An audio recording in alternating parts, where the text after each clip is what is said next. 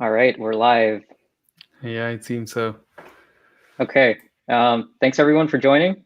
My name is Preetam, and I'm a backend engineer at ShiftLeft, and I'm joined by Suchakra, who's a staff scientist and part of the security team and does all kinds of cool security research. Hey, everyone.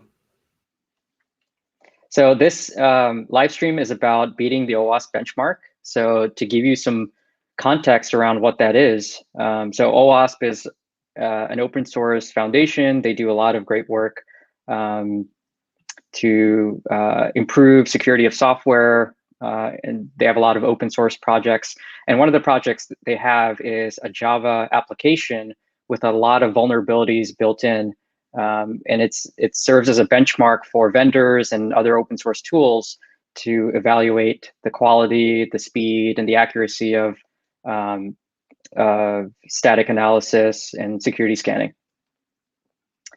And in this talk, what we wanted to do was actually do a live session where we use our demo app experience within ShiftLeft, so you can actually, run the benchmark yourselves. So a lot of vendors, test against this benchmark, and it might be hard to reproduce the results and try it out for yourselves. But we spent some time recently in making that really easy, so you can try out the results for yourself. So, some context around like why do this benchmark. If you're evaluating vendors, not just for security, like if you consider, picking a database or something, having a benchmark is really useful. So you can actually get an idea of what the performance and what the experience looks like before you actually invest a lot of time into picking one solution. So having a benchmark is really valuable because you can kind of get to see, even if it's not like real world code or a real world use case, you can kind of see where competitors stack up against each other. Okay, I think that's enough for an intro. Suchakra, why don't you explain to us in a little bit more detail, like what the application is like and how it works and how the benchmark actually works? Yeah, sure. So what I'll do right now, for everyone's sake, is I'll just share my screen, and I'll run through a blog post which was written by Wiki. Just give me a second. Let me look at the screen. So I hope everyone can see my screen right now. So basically, this is a blog post which Wiki had written, where we had, when we ran this benchmark for the first time, and that's, I guess, like a couple of years back. We got some very good results, which was already telling us that the technology which we use behind in ShiftLeft was already quite good. But we wanted to go one step further. We wanted to go a little bit more ahead, and just get the latest results out. And that's when all this effort started to recreate the what we got in the new benchmark this time. So how the benchmark actually works is, basically, it's a set of 3,000, almost 3,000, I would say, tests. So, in the one version 1.2 of the benchmark that we are using, there are some 3,000 test cases. So most of them have to be run, which means like they are either true vulnerabilities or they're false vulnerabilities. And the goal of the tool, whichever is being tested against the benchmark, is to statically detect whether those vulnerabilities are true or they are false. So, for example, if you have 5 cases which are true, and then you have 5 cases which are false, if the benchmark detects the 5 true cases as true and the false cases as false, then it's 100% accurate. So this is the kind of idea behind that. So what happens also in the benchmark is, we want to find out what was the percentage of getting false positives, which you can actually see here, and the percentage of getting true positives, which means that, yeah, the vulnerabilities were there and we did find them. So we plot them on this graph. This graph is basically generated using the concept of Uden's index. So Uden's index is like this one single statistic which tells you based on the ratio of false positives and true positives how accurate you are. So you get this one number, and the goal for a very good tool is to kind of score here. So you can see if you score here, then your true positive rate is high, which means like you are actually doing, very good. You are finding the vulnerabilities which are actual vulnerabilities and not calling out non-vulnerabilities as vulnerabilities. So And you're at the not same, missing, sorry, yes, so that means you're not missing any actual vulnerabilities that might exist. yes, you are not missing the actual vulnerabilities that might exist. And false positive rate should be less, which means like these vulnerabilities are not vulnerabilities and you mark them as vulnerabilities. So this rate should continuously be very low. So which means like low false positives and high true positives. So this gives you an area where you should aim for. And that's what happens when vendors run this kind of benchmark. They would get like a score somewhere along this line, somewhere here, and the goal is to reach towards this area in this graph. And you can actually see this benchmark, and anybody can actually just use this benchmark. So you can go to the OWASP page, and there's this benchmark, and this is the exact one which we are also going to use.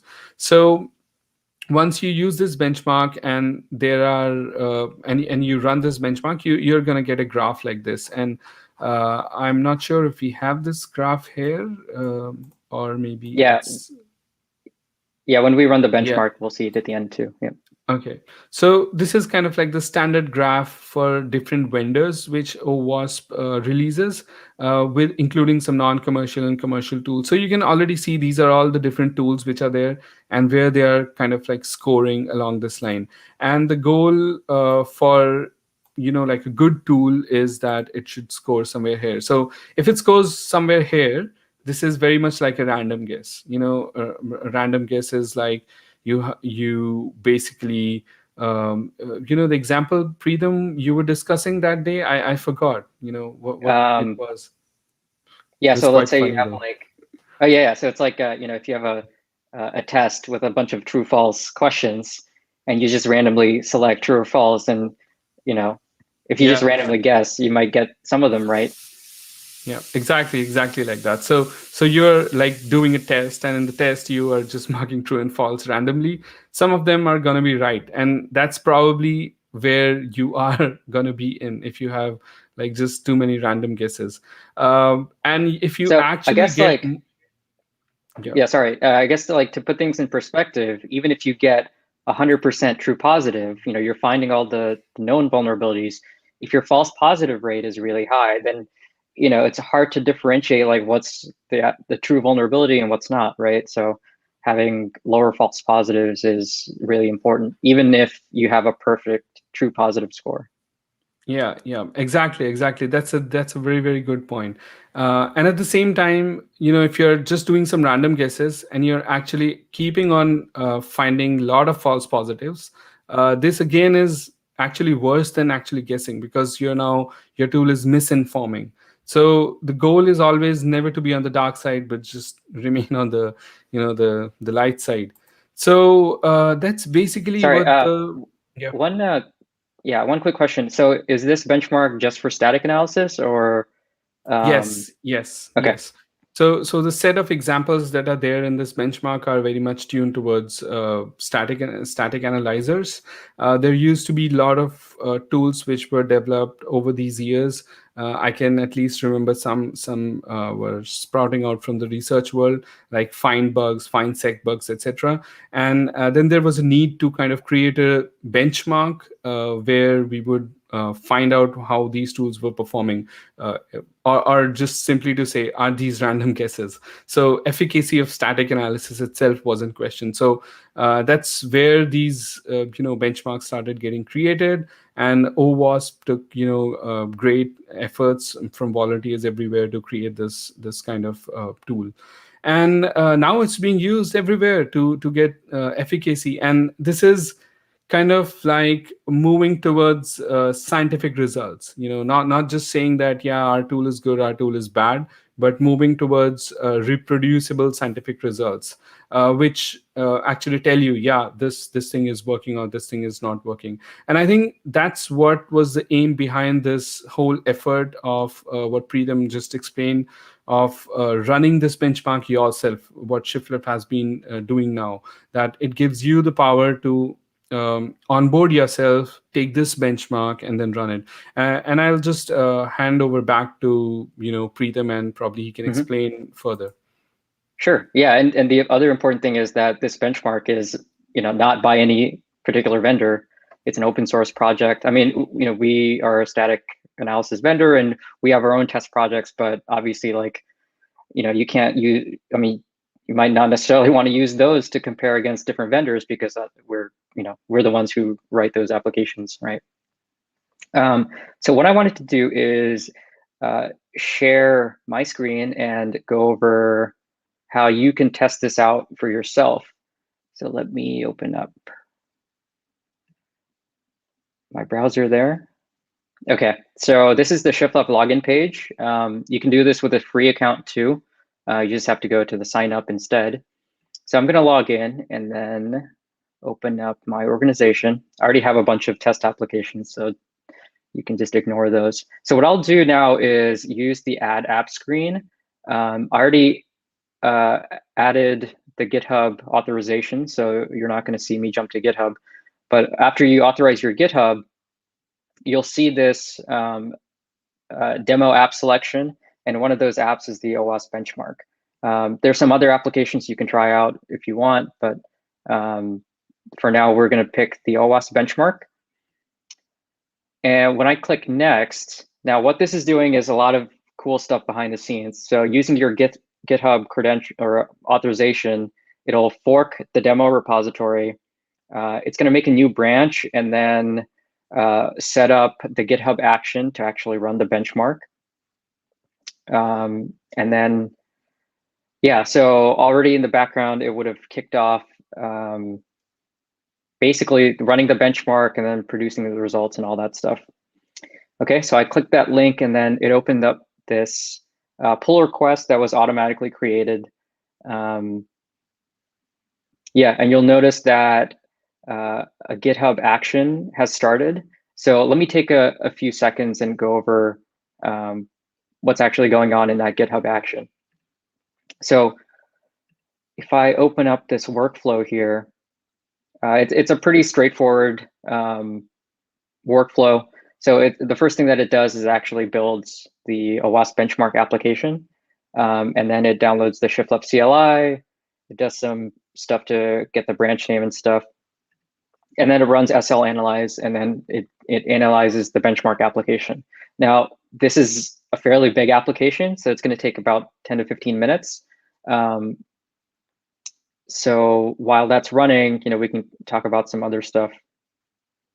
And all the things that we're showing you are open source. So, there's not really any magic going on. I'll quickly go over like how we generate the OWASP report too, because it's not just it's not really a standard thing. So after the analysis is done, the rest of the GitHub action uses our API. So we use the same API for the UI and a bunch of our command line tools.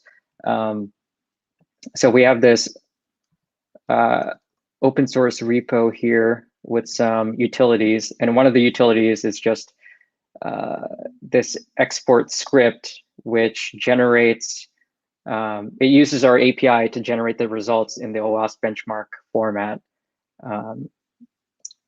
Yeah, so there's a bunch of Python there that you can read if you want.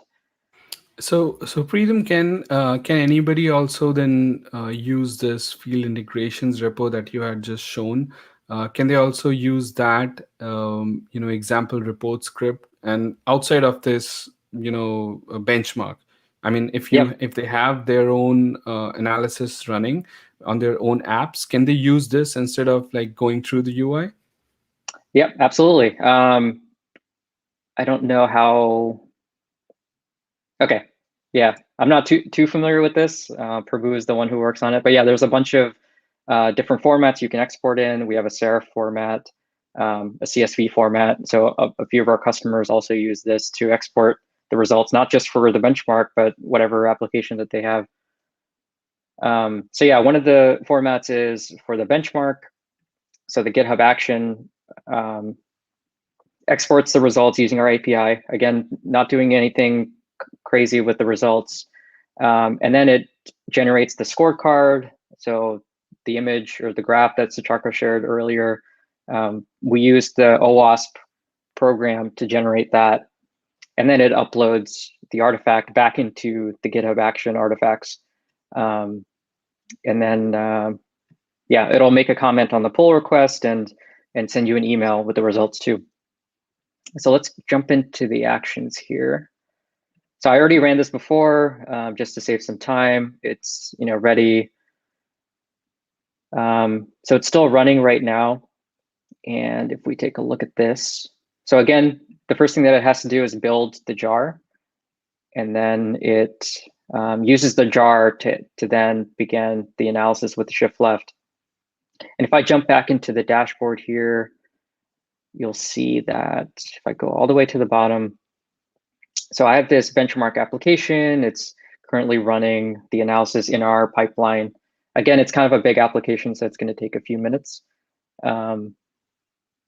Yeah, probably like 7 more minutes. In the meantime, yeah, Suchakra, is there anything else that you want to discuss or? Yeah, I mean, probably we can go to the results directly if you have a run already, or Yep. I can discuss the results of what happens when the benchmark analysis has been done by ShiftLeft. Yeah, since this is taking a few minutes, let's go into the other version that already ran. And there's a GitHub comment here in the pull request, and there's a link to open the artifacts. So I think you should have the link to open that up, right? Actually, let me paste it into the chat here. I don't know if that shows up in the YouTube comments, but hopefully it does. Okay, let me stop sharing my screen and then you can open it up. Okay, yeah, sure. So just give me a second. I'm trying to open this. Oh yeah, I can see them. So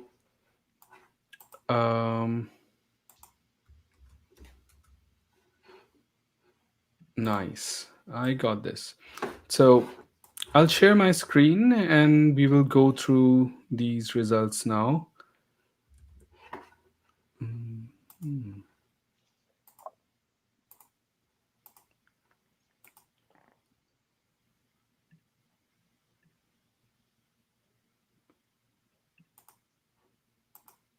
Okay, so can you see my screen, Preetam?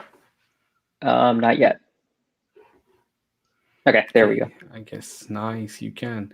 So so yeah, that's what Preetam was explaining. So these actions, and these are all actions which are already included. So the moment you run this, the actions kick off, and a pull request is created for you. I guess here also, Yeah, same you thing can is going to notice happen. that.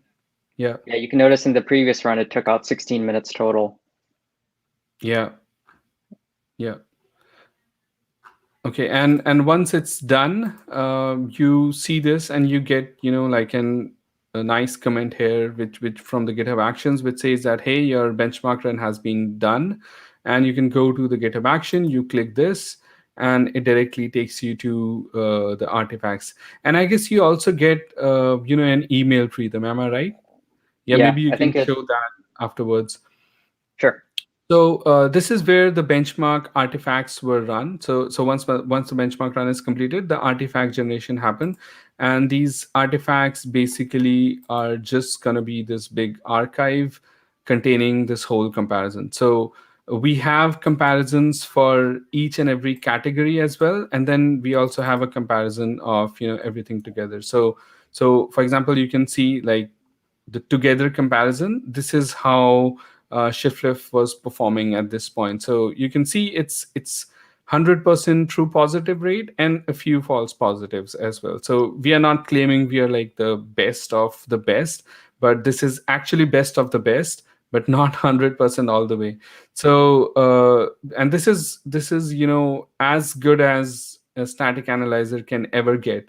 And you can obviously go to the OWASP site and then compare the results with all the other vendors there if you want. Oh, All sorry. I think you're still sharing the web browser. Okay. Okay. Just let Yeah. me stop that screen and let me share. Okay. What I'll do is I'll share this benchmark screen. Okay. Can you see this now? Not yet. Okay, there we go. Yes. Yep. So once you download those benchmark results from the GitHub Action, you're just suddenly going to see, a bunch of files, and then the one which is important for you is the benchmark comparison, and this is kind of like a unified comparison of all of the different categories inside the benchmark, and it gives you like this big Udon score for ShiftLeft itself, and it's 74%. So I remember the last time we ran a couple of years back, it was exactly the same. In fact, we improved a little bit than before, but this is the best in class, which already is at this point. And you can go to the OWASP website and then compare it with the other vendors which are also there. And I think I'll reshare my screen and show you that as well. So you can Also, if you can share I think the HTML page, which has like the full results. Yes. Just let me extract it to some place, and just give me a second.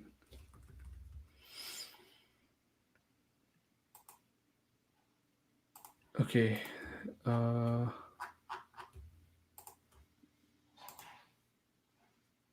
And I can share the email if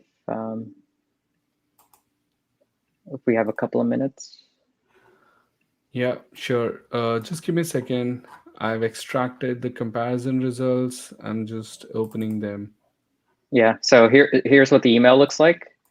Yeah, with the OWASP benchmark score, the image, and then the summary. And this is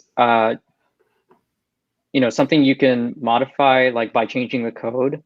So this is not a static email. I believe it's actually using the actual results from your scan. So you can remove vulnerabilities and see how that changes. Yeah. So I'll just quickly share then again my screen, which contains the score for the benchmark. And I guess you can see this now. So here we can see the benchmark scorecard being generated. So the first one is again the same image that you're seeing. You can see that we are like 74% already better than guessing. But at the same time, you can see that for each of the different categories, command injection, cross-site scripting, how we scored for each of that as well. So for example, insecure cookie etch and weak encryption algorithm, we found all the true positives properly, like which were there, as well as we had zero false positives here. So this gives you like a very good picture of how ShiftLeft is performing, and then you can use a similar thing to compare with other vendors as well. And this is like real out in the wild kind of analysis that you could do a much more thorough comparison with other SAST vendors. And everything is open. You can run this for other vendors and you'll get a report exactly like this, which is beneficial for you to compare. It also gives you exact details for each of the individual categories which were there, for which we scored high, for which we scored low, and then understanding how these were. You can look at other tools and vulnerabilities, what all these vulnerabilities were, by just going through each of them and then you can look at the scores of each of them, seeing how we perform through each one of them as well. So kind That's of a basically, quick question. Do yeah. you happen to know like why these false positives show up? Is that like is it like a false positive because yeah, maybe it's like vulnerable in code, but in runtime maybe it's not reachable or something like that? Yeah, so the decision for actually finding the false positive. So let's first be clear. So static analysis tools definitely have their limitations. Okay, they are never going to be. They can tell you what's going to happen. Okay, but at the dynamic side, we would know what actually happened. But then the issue with the dynamic side is that we actually are reacting to what has already happened. So it's Right. good to go towards the left and try to identify things that would happen, or things that could happen. So the true definition of that this LDAP would actually be vulnerable is only going to happen at the dynamic side. So at the static side, the all the static tools will try their best to do something about it. Okay, and that's what we are trying to achieve, trying to be as good as possible, trying to remove positives and trying to get as much true positives as possible. So that's how the decisioning would work, Preetam, here. Yeah, so I guess finding some false positives is better than missing Yes, actual vulnerabilities, right? precisely. So if you find a few false positives, that's fine, but your goal should be that the true positives, you have always at least found all of them. And that's basically what's happening with shift left as well. A few false positives, fine, you can look at them, you find them, okay, these are not vulnerabilities, you go ahead with them. But the ones which actually exist on your system, it's good that you should find all of them. And that's basically what we do, so if you see the main one, we can already see most of them are already found here. Okay, so I guess I'll stop sharing my screen here, or maybe what we can also do is look at the dashboard itself and each vulnerability if you're interested to see how the vulnerabilities actually manifest in ShiftLeft. So this is the Yeah. ShiftLeft dashboard, and once the benchmark is run, we see that the individual vulnerabilities which were there inside the benchmark itself, we can see them individually here. So we can see SQL injection, directory traversals, and you can click on each one of them, and you can actually, for example, this was one of the tests. There's a HTTP data which is going as a file, and it's going from the request here. So you can click on each of them and look at how the data, which was attacker control here for this specific route, it was going all the way down to this Java net URL.java sync, and which was probably being called inside this Java file. And you can click through that. Okay, it won't take you to this OWASP benchmark because it's linked to it's not linked to my repo. My repo, I deleted it. But I guess, Preetam, you would have it on your system. So we would so it gives you a nice data flow of where your data reached, and it does it for each of the vulnerabilities that it finds, and you can like see them here. So yeah, I mean, that's basically all your vulnerabilities in one place. And then we run the WASP tool over this to generate the nice graph that you were seeing here, which gives you the comparison for all the results. Okay, that's about it. I guess like one thing I'm curious about is how big is this application? Do you know? The OWASP application? Yeah. I don't know. Do you know? Maybe we have to check, but I just know it's quite big. It's Yeah. really big because it takes like 10 minutes on our system, and that's basically like our systems are quite fast. So even if your application is like you have to submit jars for Java, jars or war files, which are like packaged Java. That's what we take in. And for like a 20-30 MB jar, it's not a problem. It goes in a few minutes. But this must be like a little bit big, I would say.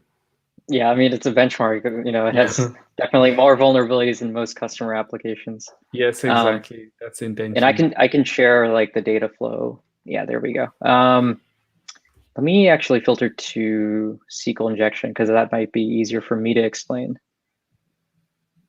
Okay, let's see. Okay, so let's say, here's a SQL injection. Yeah, and if I open up this, so this is where the request starts, right? This is the source. There's something coming from the HTTP request, and then it goes through a bunch of functions in the middle, and eventually ends up in this part of the file, which executes the statement. So let's see.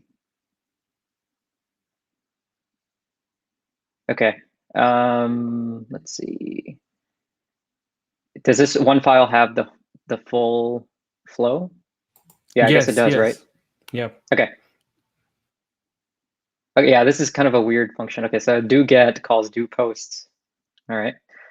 And do post has, okay, it gets the query string. I think it gets some parameter from somewhere, right? Yeah, and I think I can already see it being concatenated on a string here. Okay, there's, the bar here, and then the SQL here, and then it gets prepared. So even though it's using a prepared statement, it's actually like preparing an already injected SQL string, right? Yep, exactly. Yeah. Because the string has been concatenated. Yeah. Yeah, so even though it's using prepare statement here, that doesn't make it safe against SQL injection. So that's kind of where, yeah.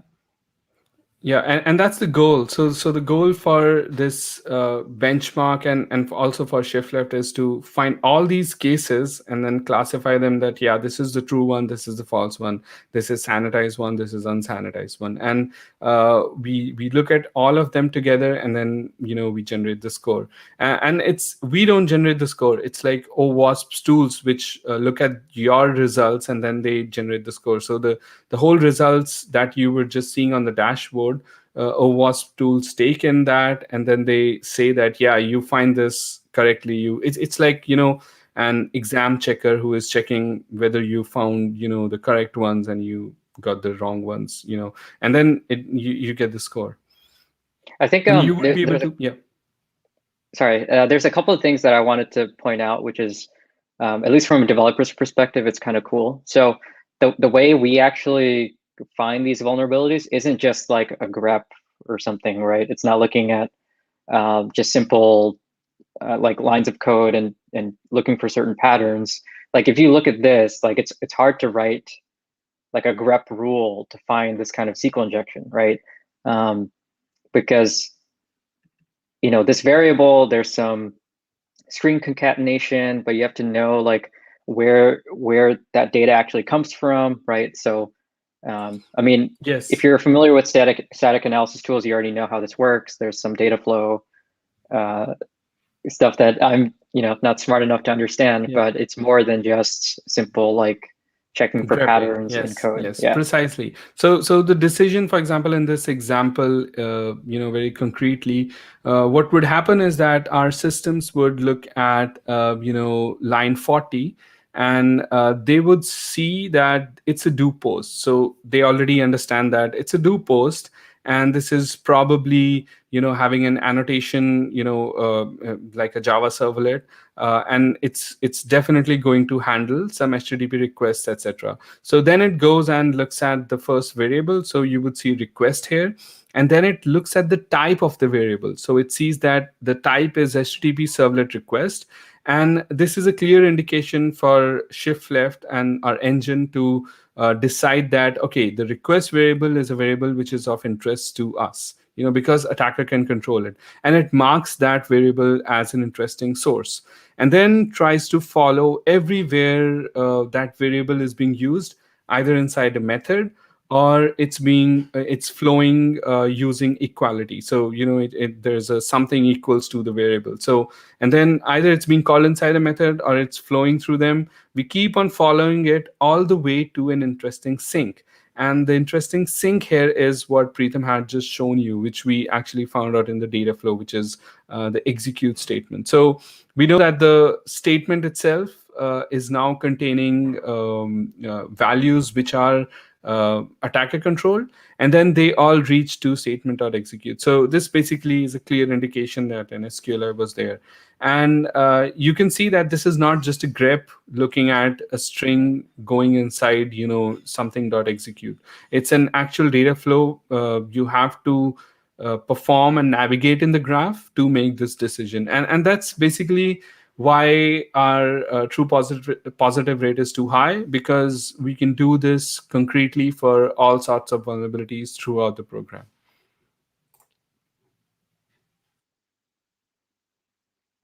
Okay, cool.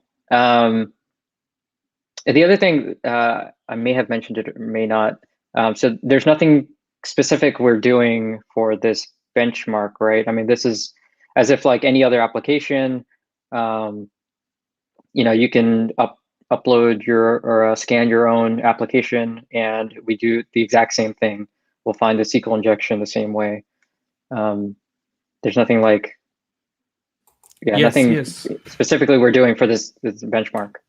Yes, precisely. So as you can see, the benchmark repo itself that we are using, that benchmark repo, you can go into your GitHub account and you would see that repo there itself. That's basically. So it has actually been directly forked from the benchmark. And the benchmark repo itself is coming from OWASP. So it's just a straightforward repo that is there. And we have just made it such that you can build it and execute it directly using GitHub Actions on your own repo. All right. I think that's about it for us. Any closing thoughts? I don't think so. I think this went well.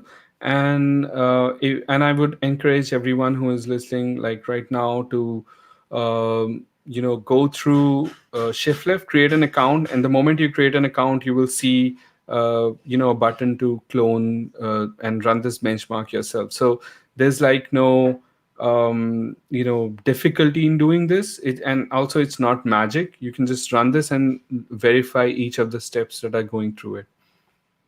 Yep. And I know like other folks at ShiftLeft have worked on this benchmark, but I'm on the API team. I haven't, I've never even like downloaded the benchmark code. So it was really easy for me to just try out what other folks in the company have been doing.